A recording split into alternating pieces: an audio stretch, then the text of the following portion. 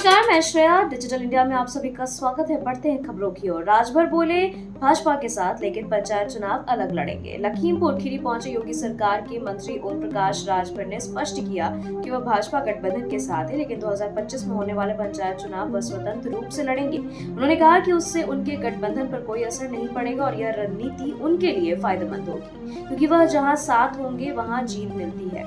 यह बयान उन्होंने निघासन में कार्यक्रम से पहले पत्रकारों से बातचीत में दिया। दिल्ली में कोरोना से पहली मौत, सरकार ने कहा घबराए नहीं। दिल्ली में कोरोना संक्रमण से पहली मौत का मामला सामने आया है। 60 वर्षीय महिला को पेट की समस्या के चलते अस्पताल में भर्ती किया गया था, लेकिन जांच में कोरोना पॉजिटिव पाई गई। उसकी शनिवार को मृत्यु हो गई। इस बीच दिल्ली की मुख्यमंत्री रेखा गुप्ता ने कहा कि घबराने की जरूरत नहीं है, सरकार पूरी तरीके से तैयार है और अस्पतालों को सतर्क किया गया है।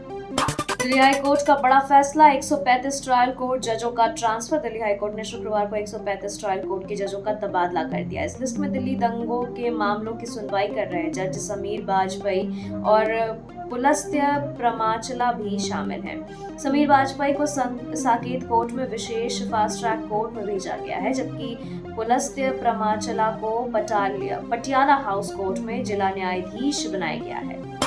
ऑपरेशन सिंदूर पर वीडियो पोस्ट करने वाली इंस्टा इन्फ्लुएंसर गिरफ्तार। कोलकाता पुलिस ने एक इंस्टाग्राम इन्फ्लुएंसर शर्मिष्ठा पनौली को सांप्रदायिक टिप्पणी करने वाले वीडियो के लिए गिरफ्तार किया है। वीडियो में उन्होंने बॉलीवुड के सितारों पर ऑपरेशन सिंदूर पर चुप्पी साधने का आरोप लगाया था। वह पुणे की विधि यूनिवर्सिटी की छात्रा है और सोशल मीडिया पर काफी सक्रिय थी। पुलिस ने उन्हें धार्मिक सद्भाव बिगाड़ने के आरोप में हिरासत में लिया है। दिल्ली बदल रही है, बीजेपी सरकार के 100 दिन पर नया प्रचार गीत। दिल्ली में भाजपा सरकार के 100 दिन पूरे होने पर नया गीत दिल्ली बदल रही है जारी किया गया है। मुख्यमंत्री रेखा गुप्ता ने इस मौके पर पूर्ववर्ती आम आदमी पार्टी सरकार पर नागरिकों की उपेक्षा का आरोप लगाया और कहा कि भाजपा की सरकार पारदर्शिता, जनकल्याण और संस्थागत सुधारों के लिए प्रतिबद्ध है। यह गाना सरकार की उपलब्धियों को दर्शाने के लिए तैयार किया गया है। आप पर हमला, इनका रोना दिल्ली के लिए शुभ, बोले मंत्री कपिल मिश्रा। दिल्ली सरकार के 100 दिन पूरे होने पर मंत्री कपिल मिश्रा ने आम आदमी पार्टी पर निशाना साधते हुए कहा कि उनका विरोध करना शुभ संकेत है। उन्होंने महिला समृद्धि योजना पर उठाए सवालों को लेकर कहा कि जब आप सरकार में थी तब भी रो रही थी और अब विपक्ष में भी वह वही कर रही है। मिश्रा ने कहा इनका विलाप दिल्ली के लिए शगुन है। हरियाणा सचिवालय में बम की धमकी, पूरी इमारत खाली कराई गई। चंडीगढ़ स्थित हरियाणा सिविल सचिवालय में बम रखे होने की धमकी मिलने के बाद अफरा तफरी मच गई। शुक्रवार को एक ईमेल के जरिए अलर्ट मिलने के बाद 9 मंजिला इमारत को खाली कराया गया। सीआईएसएफ और स्थानीय पुलिस ने पूरी इमारत की तलाशी ली। मुख्यमंत्री नायब सैनी ने आवास के आसपास भी सुरक्षा उन्हें बढ़ा दी गई है।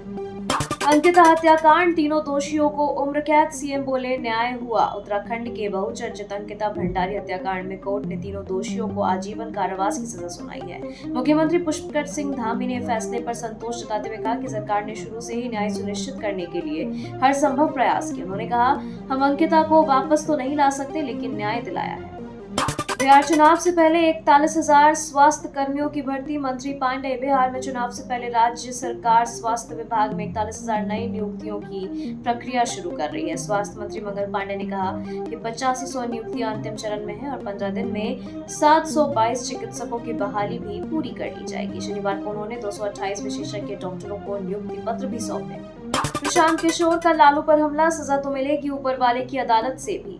बिहार बदलाव यात्रा के तहत पूर्वी चंपारण पहुंचे प्रशांत किशोर ने भ्रष्टाचार के मुद्दे पर आरजेडी और भाजपा दोनों पर निशाना साधा।